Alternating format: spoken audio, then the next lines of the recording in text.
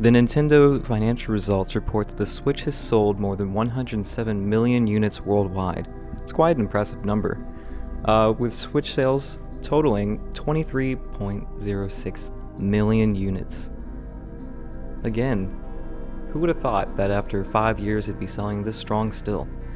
If you take a closer look, we have the standard Switch being sold for 13.56 million, the OLED sales are 5.8, and the Lite is 3.7 million. Now, despite its success, the Switch sales have dropped off by 20% year on year, and Nintendo believes that the profits will continue to drop. Now, even if they do, that's still highly impressive, and it's surprising, really. The only other console like this would be like the 3DS or the Wii. So Nintendo shouldn't really be too upset with these numbers, but naturally, being his business, it's a little unfortunate to shareholders and whatnot that you're seeing a sales drop. But Nintendo president Furukawa said the Switch is in the middle of its life cycle, and despite that, they still recognize that eventually the Switch's lifespan will be over and that they need to look to new horizons to see what's next.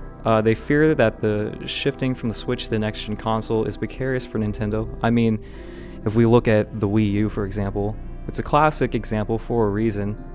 It completely tanked. It's one of their worst-selling consoles, and they just weren't really fine-tuned into what the community actually wanted. The games weren't there. The hardware looked silly. The naming was frankly confusing, especially to older people trying to buy consoles for their children or family members.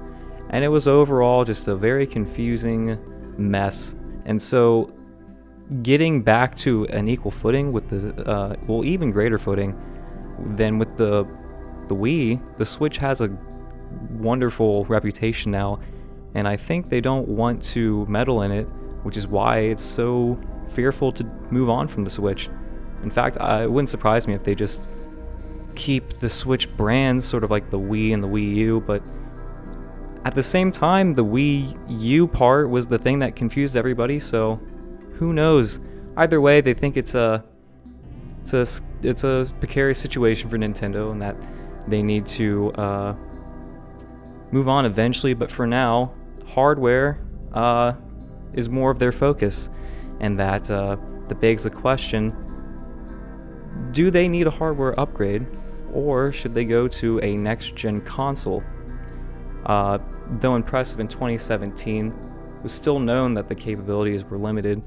Utility made up for its lack of performance, and that's what makes the Switch so great, is that it is a hybrid console. At the time, there was like no other main platform consoles to do something that impressive, and so it was okay for back then to have a sort of a gimped performance because it made up for it in so much in its portability and its options. You could use it's 2 controllers in one. It's really impressive. But again, its performance is lackluster, and especially going 5 years from now, from then to now, it's very different, the gaming landscape, especially with things like the Unreal Engine 5 being very, very impressive. People are going to have higher standards naturally, and even Nintendo's games, they're getting up there in their performance requirements. And so the constant rumors flooding everywhere constantly, from your average forum user to giant business speculators, have always said that there's going to be a Switch Pro or Switch 2, but it's kind of the same thing. And it's weird because every single year there's always been speculation like, oh, the upgrade will be this year, or it will be announced at E3 this year, or they need an upgrade. But so far they've actually been doing pretty well without even having an upgrade, just using the standard model. They just released the OLED edition. The Switch Lite, it did pretty well. It's not the greatest in sales, but it's a companion piece. It's nice. It's kind of like a 2DS version. equivalent if we're looking at 3DSs. So I think it's still doing well. The OLED, again, I think it's more of a frivolous expenditure. You don't really need one. It's really nice. I've seen them in person. I don't have one. I stuck with my standard Switch because frankly, if it's not going to have a performance enhancement, then there's frankly, in my opinion, no point in buying it. Though they don't need one, and I think that the OLED is more of a holdover or something I could do in the immediate time, especially with chip shortages and whatnot. And they go on to even mention that the chip shortage is even affecting them, perhaps not as much as like Xbox or PlayStation, but it's still affecting them. And so I'd imagine that would even affect the prospect of getting an upgrade or even a brand new Switch or a new next-gen console. Now, I think that an upgraded Switch would make the most sense with the Breath of the Wild sequel. Now, we've been looking at the trailers that have been dropped, and frankly, it looks more performance heavy than the original Breath of the Wild, and having played that and experienced less than ideal frame rates, it probably does need an upgrade, especially if they're going to be making a larger world, a more expansive one. We don't have details to know whether or not this is the case, but it looks certainly bigger. Perhaps there is a camera loading screen trick where it's not really, like when you look down from the sky, it's not really the generated world. I don't know, it could be like Skyward Sword where there's like that barrier and then it'll start loading. Hopefully it's nothing too egregious, but that's why people are speculating so heavily that the Switch upgrade, or Switch 2, Switch Pro, whatever you call it, will be released with Breath of the Wild in 2023. I mean, that'd be like 6 years from the original. It makes sense. That's about the average lifespan of a normal console. So even just getting an upgrade would make plenty of sense. Usually pro versions of consoles would have been released already, and in a way that's kind of what the OLED was thought to be, because it's typically when we're well past an upgraded version of a console. You see so much in like Xbox or PlayStation. However, even though it looks to be performance heavy, perhaps they've taken this amount of time because they've optimized the game so much that they wouldn't even need any form of upgrades, because the graphics are the same. It looks like they're using the same engine and everything. I mean, they clearly are. And so everybody was wondering, well, why is it taking so long? And then that could go hand in hand with whether, well, they were making a new console, so they had to delay it for that, or it's because they're optimizing it so much that they don't need a new console.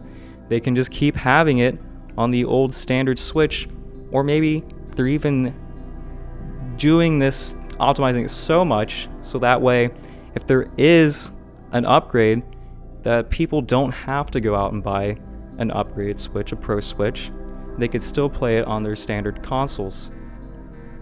With that being said, I still don't think that we will be getting an upgraded Switch. I think that it's being delayed because they are trying to optimize it. Now, of course, I could be wrong, and I do think they need one, because I just can't see all these new games that are being released. You have Bayonetta 3, and the new Pokemons, which again, Pokemon and Breath of the Wild weren't the most graphically intensive, but mechanically there's a lot going on, and the performance of the Switch isn't just graphics. There's the whole engine itself. So I think it'd make the most sense to release a Switch Pro or the next generation console with Breath of the Wild sequel, but I just don't have that much optimism, especially when they go on to talk about the chip shortages. Now, the chip shortages have been affecting everyone, like I said earlier, but even Nintendo is feeling the effects, and I can't imagine them having to create a whole new architecture for the Switch 2 or the next gen console, whatever it's called, and having to go through all these horrible backlog issues that that Xbox and PlayStation are going through. So I could see Nintendo at the time biding its time. I mean, the president did say that they are still halfway through the Switch's current life cycle. So I think that they will probably stick with the standard Switch for now, and then go from there. I still would like to see one, but I can't quite seeing a Switch Pro anytime soon. And frankly, look at the numbers. I know that they seem to be upset, but again, 20 million units sold is nothing to sneeze at.